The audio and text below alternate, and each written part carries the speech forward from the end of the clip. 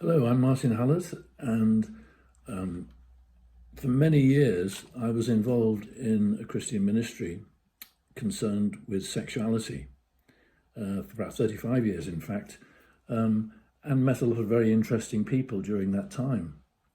And I think I learned quite a lot about how complex our sexuality is and how it's unique for each person. No two of us have exactly the same sexuality, it's like a fingerprint. But the other thing that I learned, I think, was that in many ways, our sexual feelings and desires so often say something to ourselves about how we feel about ourselves and other people. I suppose that may be stating the obvious in some cases, but we often don't seem to realize that. And I was involved a lot in the church debate, usually, of course, debating the moral issues of sexuality, and as a man from a gay background, as a gay man, as a man with same-sex attractions and desires, then I was often brought in to that discussion process. But it was always discussing, well, it was nearly always discussing the theological basis and the biblical basis, which of course is understandable. And of course it seemed to go around in circles. In other words, I think probably 30 years later, the same issues are still being discussed and the same arguments are still being used. So I, in my retirement, suddenly thought that maybe we should be looking at some of the other issues of sexuality rather than just simply looking at the moral issues. And one of the things that has fascinated me is how our sexual feelings and desires actually develop. Now, I know in some of the work I was involved in, many people would come up with a blueprint and said, this is how your sexuality develops. Usually because they'd met somebody who had had a particular experience, and so they used that experience, or maybe it was their own experience, they would use that experience as a kind of a blueprint for everyone else. And of course, in my experience, that just doesn't figure. But the particular areas of sexuality that really fascinated me was in the areas of the desires and the fetishes that we all have. When I mean fetishes, some are obviously more unusual than others, but things that we're attracted to sexually, things perhaps we like to do sexually. Now there's going to be learned behavior involved in that, of course. But in my experience, most of those sexual feelings and desires are not there by choice. They've somehow come along and developed, and the person concerned has either accepted them or sought to reject them. Has sought to express them or sought to deny them and repress them, and so on. The majority of people who contacted me were seeking to not deny them particularly, also sometimes they were, but particularly not express them physically. But another thing that the people who contacted me had in common was that they would always, nearly always, say to me, Martin, you're the first person that I've talked to about my sexual feelings and desires. Now, when somebody says that to you, you're in a very privileged position because, in a sense, it's a bit like being on holy ground in a way, because the only other person who knows about what's been going on in that person's life and feelings is God himself. So that's a great privilege. But maybe it's a privilege that I shouldn't be having too much, or other people in my position shouldn't be having too much. So one of the things that I thought it would be useful to do since my retirement was to actually seek to look at this whole issue of sexuality in all its different expressions, not just in terms of homosexuality, but in terms of lots of different types of sexuality and sexual feelings, and actually explore how they could have developed or what they could be saying about the person's feelings, about the situation, about their experience of life, about all sorts of things that they could be saying to the person concerned, and therefore maybe helping that person to understand themselves better and helping us to understand ourselves and other people more effectively. In other words, to try and look outside the moral debate to just the general issue of sexuality and sexual feelings, because I think in society as a whole, that's something that we don't seem to question or look into. You know, why are people sometimes attracted to older people or to younger people, or to taller people, or to shorter people, or all sorts of other types of fetishes. Why do some people like to be punished? Why do some people like to abuse? And I should say that in the whole moral debate, obviously there are some common factors that I think everyone agrees on. And I think everyone would say that they believe that sexual abuse and emotional abuse in all its forms is clearly wrong. And other types of behaviour, like with people who are children and so on, obviously we have to say that is totally wrong and immoral. And I think whether you're a Christian or not, there would be some agreement on that. But nevertheless, we should start asking the question, but why has this happened?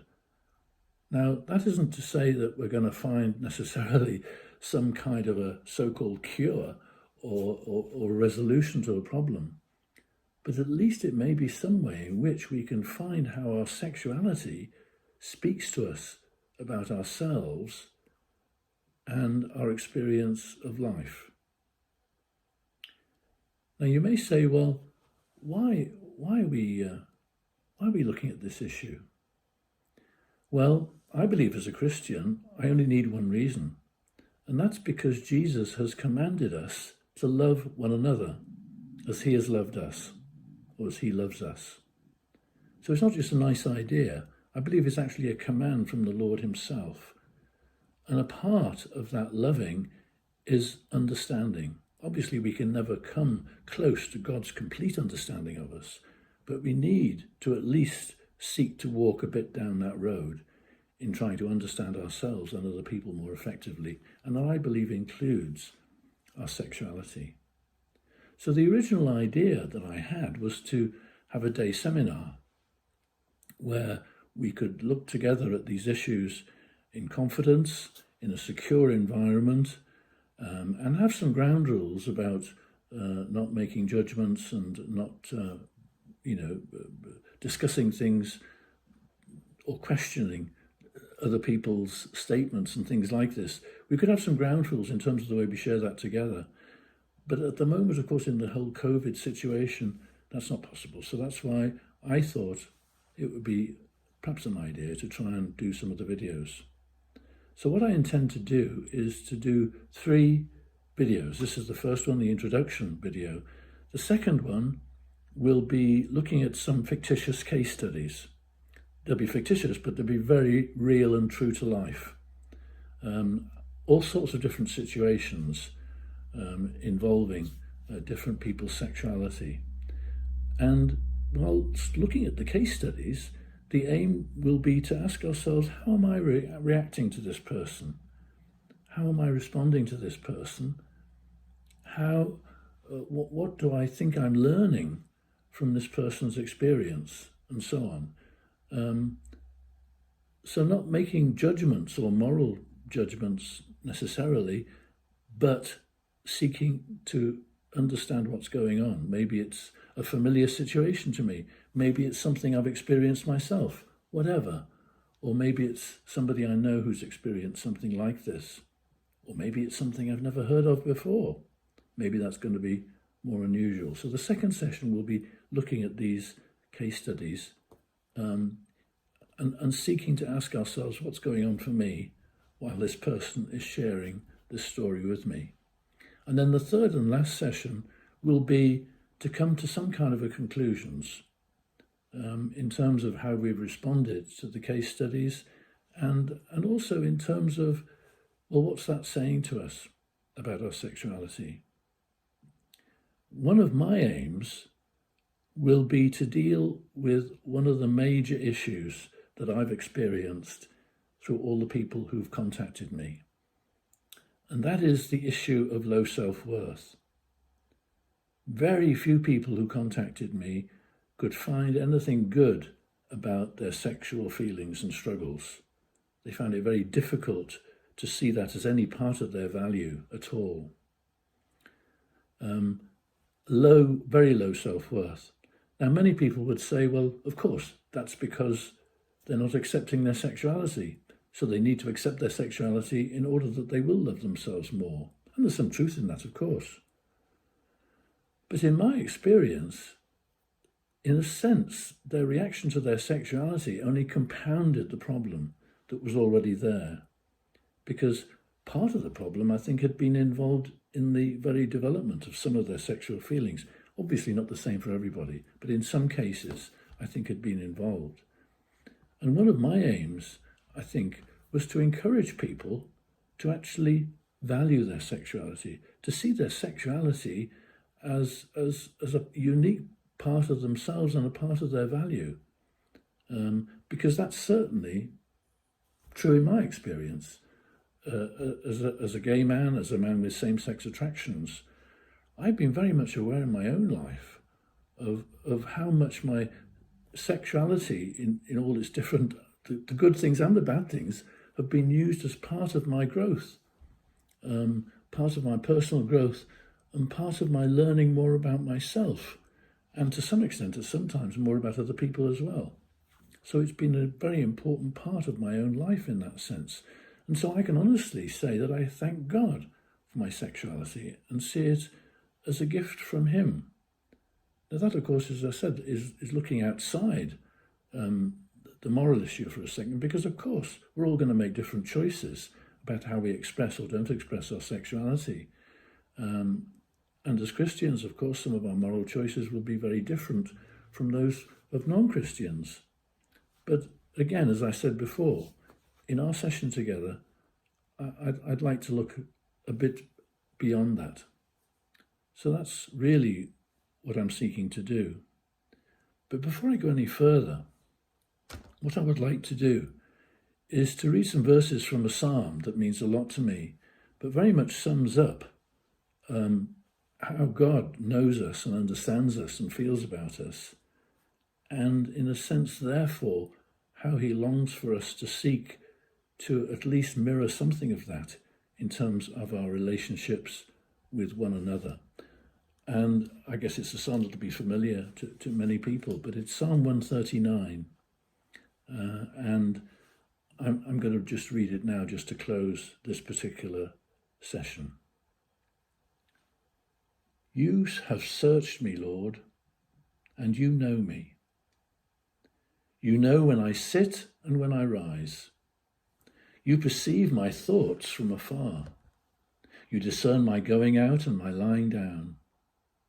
You are familiar with all my ways. Before a word is on my tongue, you, Lord, know it completely. You hem me in, behind, and before, and you lay your hand upon me. Such knowledge is too wonderful for me, too lofty for me to attain. Where can I go from your spirit? Where can I flee from your presence? If I go up to the heavens, you are there. If I make my bed in the depths, you are there. If I rise on the wings of the dawn, if I settle on the far side of the sea, even there your hand will guide me. Your right hand will hold me fast. If I say, surely the darkness will hide me, and the light will become night around me, even the darkness will not be dark to you. The night will shine like the day, for darkness is as light to you. For you created my inmost being. You knit me together in my mother's womb. I praise you, because I am fearfully and wonderfully made.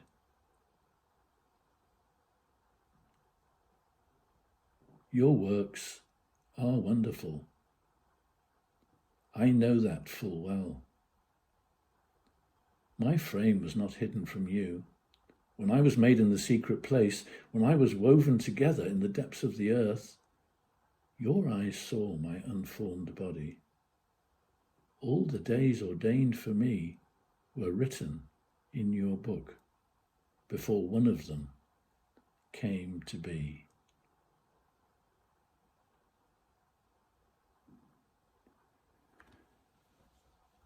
That, I believe, says an awful lot about how much, of course, God as our Creator knows every single bit of us, including our sexuality. but also how he wants to invade the darkness and the secrecy that often involves. I'm not trying to say that we should start telling everyone about all our sexual feelings and temptations and desires. Of course, that wouldn't be appropriate at all. But we need to feel safe to do that with at least a few people who are close to us that we can really trust. And we may well find that, in a sense, our sexuality has a lot more value than we thought it had. And that's really one of my aims for this session together. So I hope you'll journey this time through me. Well, sorry, I hope you journey this time with me, I should say.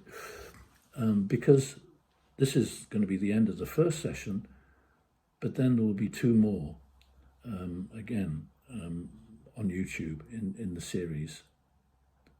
So I hope this will be something that will start discussion that will be valuable and helpful to some people. I hope so. Anyway, that's certainly my prayer. So thank you for listening. Thank you for joining along this with me. And I hope I can meet you too, or you can meet me in the second session and even the third session, hopefully.